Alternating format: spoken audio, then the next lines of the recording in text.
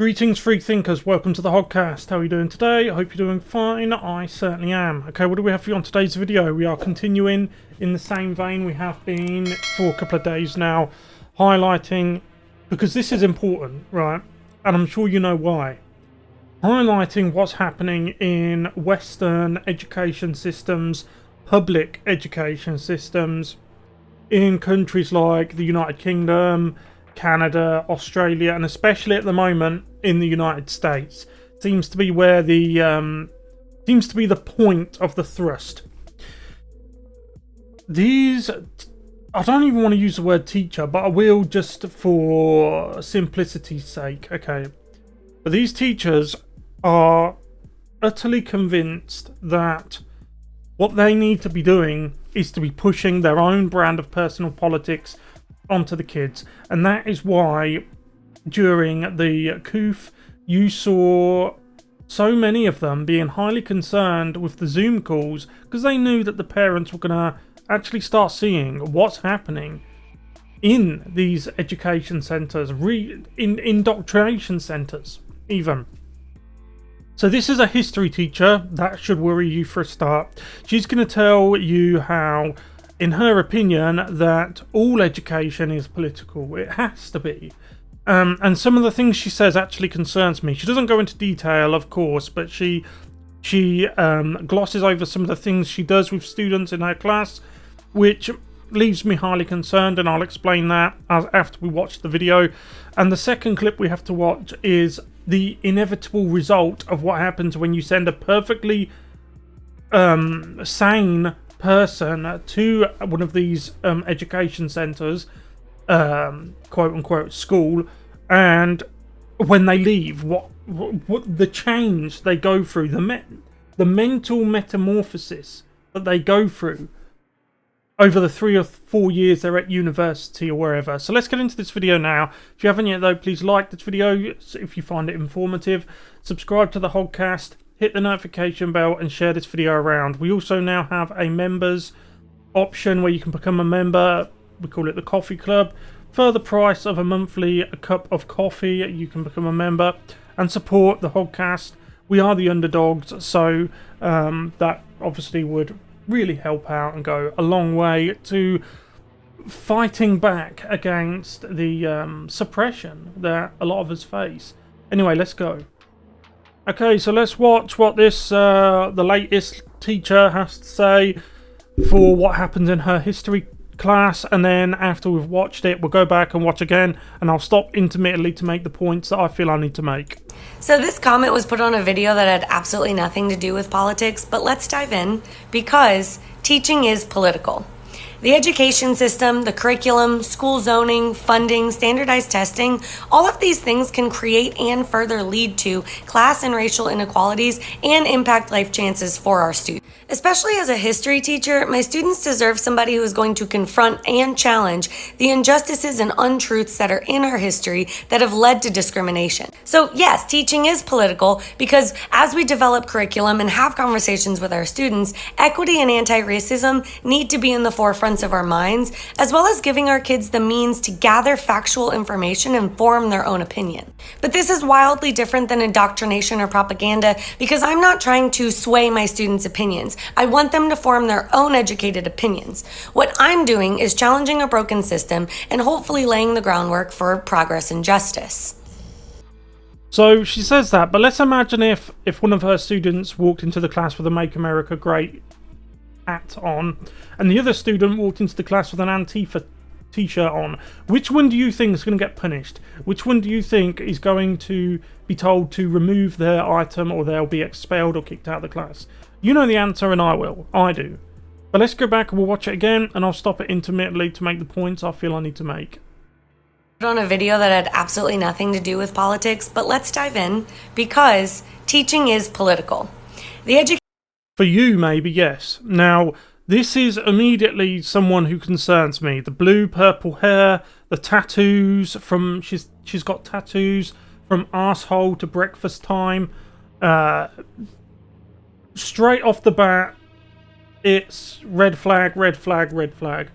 And not the type of red flag she likes. Education system, the curriculum, school zoning, funding, standardized testing, all of these things can create and further lead to class and racial inequalities and impact life chances for our students. Especially as a history teacher, my students deserve somebody who is going to confront and challenge the injustices and untruths that are in our history that have led to discrimination. So that sentence there is the one that really aggravates me, because you know what it's going to be. I certainly do. She says she's going to confront and challenge. So you know what it's going to be. The white kids in the class are going to be made to feel guilty because we know that the left have embraced the concept of blood crimes. That is how the granddaughter can be held accountable for the perceived crimes of the great-grandfather. That's something that is a principle, a staple of the left. Blood crimes. They could punish you, they could punish me because of something that apparently my great-grandfather did, even though they had no way to know if he did that or not. Because of who I am, what community I belong to, I therefore must be punished or held accountable for perceived crimes of our grandfathers.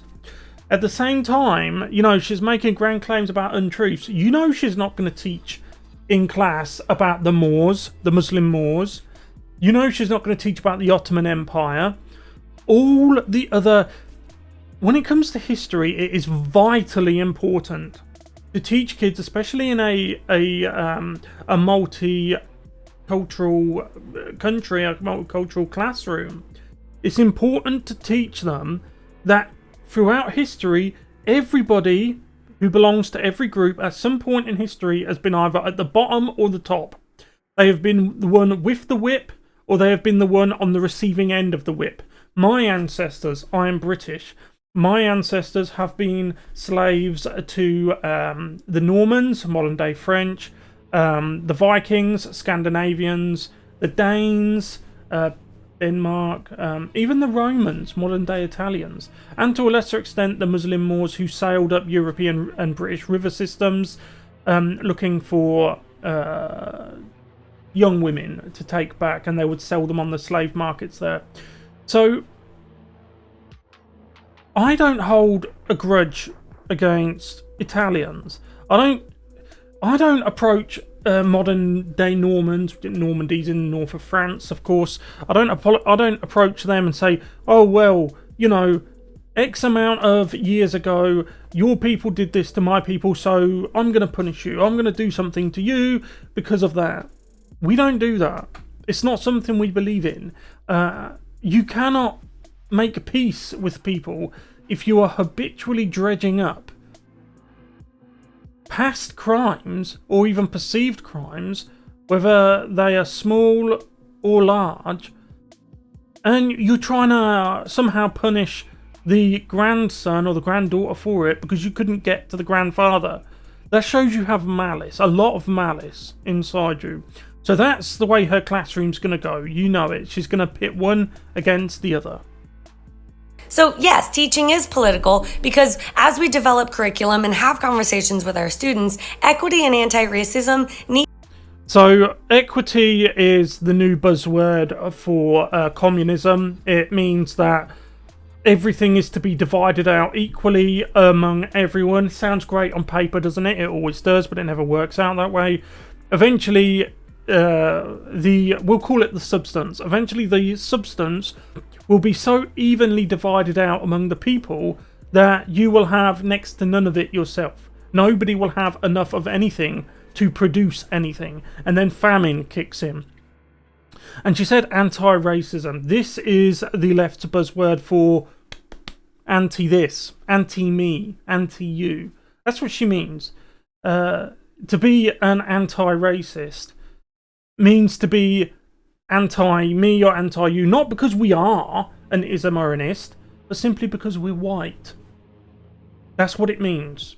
Remember this, and I've said it often, that what the woke crowd do better than anyone, and there's not very many things they do that are good or better than anyone, but the one thing they do better than anyone is they are the absolute masters of semantics. They are the absolute masters of word games and manipulation, and they've used it to devastating effects, to win elections, to worm their way into organisations, both public and private, which they then begin to eat out from the inside and completely corrupt it. And they do this by, as I say, using semantics to change the words that they know are bad.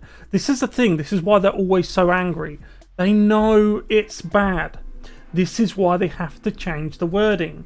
They can't tell you straight up front what they want to do, so replace a bad intention with a fluffy sounding amazing. This is why they are so big on the cancel culture, so big on the censorship and the authoritarianism. They don't want you challenging them.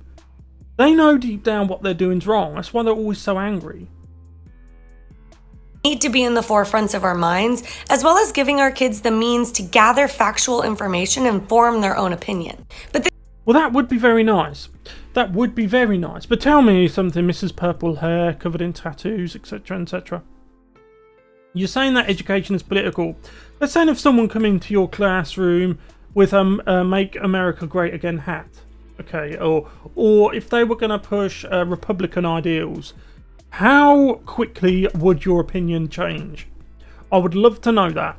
This is wildly different than indoctrination or propaganda because I'm not trying to sway my students' opinions. I want them to form their own educated opinions. What I'm doing is challenging a broken system and hopefully laying the groundwork for progress and justice. What's broken? What is broken? Explain it to me, because I don't see a broken system. I see an education system that's broken. When she talks about systems, she's talking about the country at whole, okay? Just as an aside here, they always seem to have those big boggly eyes. I don't know why it's the AOC eyes, but it's something that it's like, I don't know, it's like a signal to the others that they always seem to have that look on them. Always. So that's the end of the clip. So this is the thing. She says she wants to fix a broken system. This is something you often hear leftists say. Okay, the system isn't broken. Okay, if someone wants to replace the old with the new, okay, the first thing they're going to do is they're going to tell you that there's something wrong with the old and it needs to go and be replaced with the new. I certainly don't judge. I'm not saying that anyone with purple hair is this. Anyone covered in tattoos is that. I've got tattoos myself. Not as many as she has. Why would you even allow... Right, I remember when I was growing up, we were told if you're going to get tattoos, don't have them on your hands or your neck or anything like that. Anything that it'll be able to be seen. But we've replaced that now with people who just have... Look, she's got tattoos on her fingers. What kind of a woman does that? She's got tattoos on her fingers. It's just... This isn't someone who has the best interests of people at heart. This is not a history teacher. That's not a history teacher. This is an activist who has been put in charge of the history class. And finally, this is the inevitable result of postmodernist teaching. This is someone who... And look, I'm commenting on his opinions. If he, and I believe that everyone has the right to opinion, but if he has the right to say a thing, I have the right to counter it with my own opinion. That's all I'm saying. I'm not saying this person is a bad person. I'm not even saying that the teacher you saw in the first clip is a bad person. But what I am saying is I am concerned that we are putting people, young men, young women, into universities. They go in perfectly okay, and then they come out 4 years later, tens of thousands in debt for university, the fees, the college fees. But as well as that, they come out far more confused than they went in. And they just don't seem to be able to agree with each other on anything. And it's concerning. So let's take a look at the inevitable result of this. It doesn't just affect women. Two-spirits, trans men, non-binary people, and genderqueer people There's the finger tattoos again. can all have periods. And arguably, period poverty may be higher in these populations. Period poverty. I mean, they go to university to learn things. And they're getting taught about period poverty. Here's why. You ever seen a tampon dispenser or a box of free tampons in a men's bathroom? What about No. And there's a reason for that. a period aisle not labeled feminine hygiene or pink boxes all around it? Periods can be a really tough and dangerous time for people that aren't cisgender women. No, they can't. I'm not a cisgendered woman, and I have never had a problem with periods. Never. So if you're donating period products or putting them out in your workplace or school, make sure they're in all bathrooms. Or at least that all people have access to these products. Because blood has no gender, baby.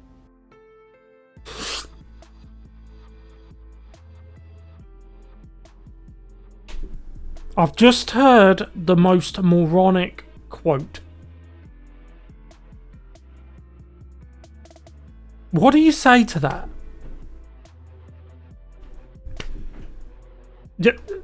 Does water have a gender? Does orange juice?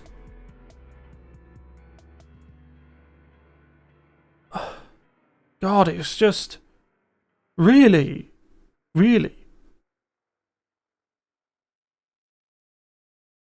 Yeah, I'm going to leave it there. I mean, I can't even think of an adequate rebuttal to this. This is what they're teaching them. That is the epitome of confusion. I'm not saying this person's a bad person. This person has every right to have this opinion. But I have the right to rebut it. Not that I can think of anything remotely adequate to say to it, because it's just so out there. So goo. That you need time to register the impact of such a statement. You know.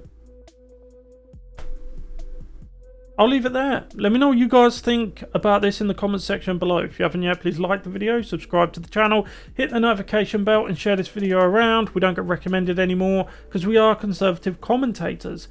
This channel, this platform, YouTube, is an amazing platform. I just wish we were welcome here. We're not hurting anybody. We're just offering our opinions just like this guy is here, okay? We have a membership feature now which you can join for the price of a cup of coffee once a month. The Coffee Club. It will support the Hoggcast, the underdog here. And if you're someone who supports the underdog, then consider doing me that favour. I would be eternally grateful. Okay, I'll see you in the next one. Goodbye.